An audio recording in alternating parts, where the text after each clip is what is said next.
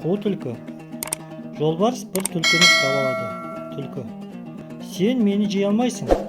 Мен осы орманға қожалық етуге келгенмін, дейді, құйрығын бұлғаңдатып, тұмсығын көтеріп. Жолбарыс түлкіге олай бір, бұлай бір қарап, сенбей: мүмкін емес, дейді. Сенбесең менімен бірге орманға жүр. Ондағы барлық аңдардың менен қалай қорқатынын өз көзімен көр, дейді. Жолбарыс бұған келіседі. Түлкі жолбарыстың алдына түсіп, паңдана жүріп отырады.